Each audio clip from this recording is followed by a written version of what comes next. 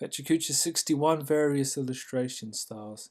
So I guess I've been chasing my Moby Dick this week again, inking, and I've tried to figure out a few different approaches, or maybe I already have a few different approaches.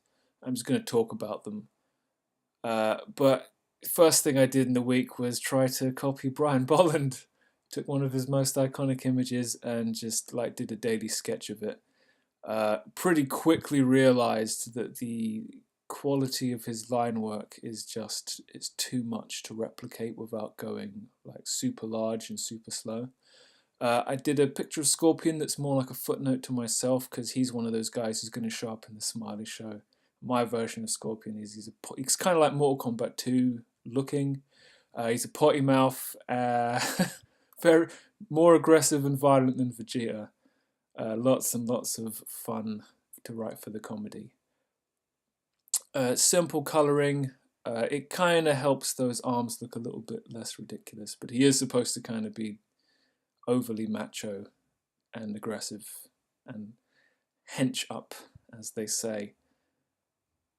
Yeah, I'm not winning any points for the text either. So that's my normal kind of style. And then I went back to using the lasso fill. And I just grabbed some pictures of celebrities to see if I could get a likeness real quick. I'm still figuring out how to make lines, but you can obviously you can tell it's Christopher Walken. But I did lose the little bit of a smirk he's got. Soft shade is difficult to do when you're not really going to crosshatch because you don't think you can with the tools you're using. So that made this picture of Bowie awkward to approach. But I do have more control with the lines than I think I do.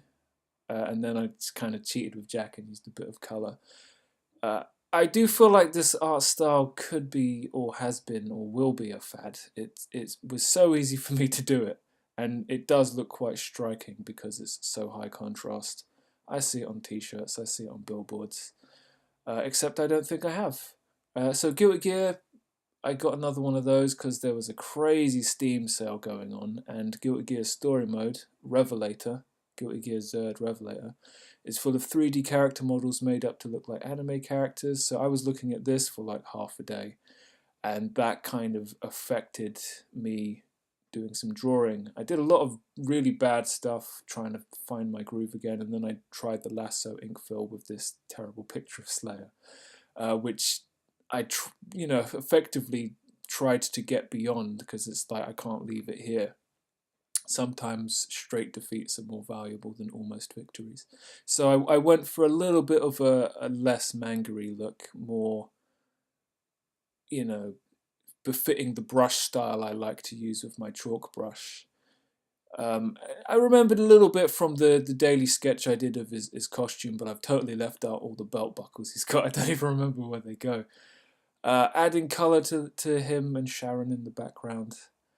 It helps me render the forms a lot better than bothering to actually render them properly. Like, I mean, his left shoulder's still ridiculous, but the right side of his suit actually looks quite dapper now, and the tie pops a lot more.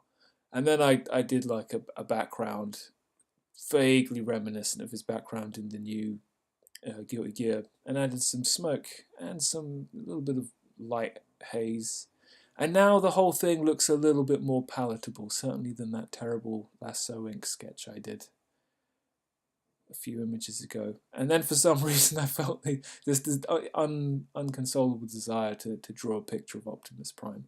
And I couldn't, without reference, and I couldn't figure out what he looks like. I plain forgot. So I'm trying to just use like a mechanical pencil, and it's not really working. So then I decide I'm gonna do it the smudge way. So I smudge all the lines out, and then I'm gonna use that as a base to like use the spray paint tool on top of, and try and create realistic looking forms to help me think through how he should probably look. Because I almost remember how he looks, but not really. So this is kind of where I ended up. Those eyes are super dark, but then they're intended to be like off, like with no light coming out of them. So that's kind of why they're that dark. Bumblebee in the reflection of Optimus's window pane chest thing. And then I added some colour with some reflective colour on his chin, which looks a little bit too much like lipstick stains or something for my taste. But I think the reflected light of his eyes works a lot better. You know, I still don't know what I'm doing, but it looks like I can achieve a little bit above my weight when I work like that. Kevin Phillips showed me some tool modifications you can make in Manga Studio that I had no idea about. Very useful for thinking about just how one can ink in there. A lot of this stuff's probably in Illustrator as well, and I thought I knew where it was, but not really. So I grabbed, I just Googled pencils and found this like cool Spider-Man Wolverine thing, and I started like inking it with lasso ink, and I was a little bit like, is this really how I want to do this? Do I want to get the tight lines? I'm trying to figure out how I go about this. So I just threw down some super rough color, and it kind of confirms what I was thinking about with the Slayer image, that when you color a piece, you kind of distract people from the inking to a certain extent. So short-term wise, if I don't know what I'm doing with inking, I can at least color it and you know, sleep at night.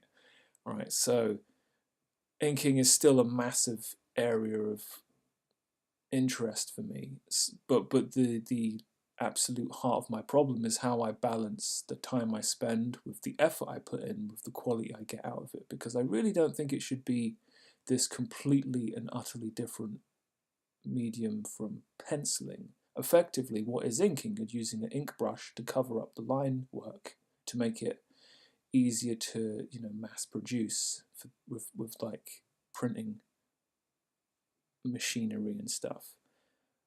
So maybe what I have to do is think about, when I have images, all of the different ways I could get clean line work, and then not apply them all uniformly, but apply them, think about, you know, if I've got big long sweeping curves, then I get out, say, one of the curve tools, the vector curve tools. You know, I can get certain lines with my hand strokes to be clean and efficient and weighted the way I like.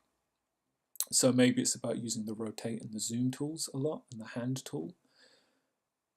And then, you know, the stabilization thing, which effectively can eliminate all hand wobble, but sometimes it turns a curve into a straight line. That needs an incredible amount of tweaking, but the answer might be in there. And if I can get that to work, that might ultimately be the strongest result. And if the line's a little bit off, I can edit it after the fact using the anchor tool movement options in Manga Studio. And if all of that seems like it's too time expensive, then maybe I just, I don't know, pencil the thing either by hand or in a computer, print it out and then ink it, because I've got a Pentel brush pen somewhere. So that kind of summarizes my week and my thinking going forward. So that brings us to the end of Pecha Kucha 61, and I'll see you next time.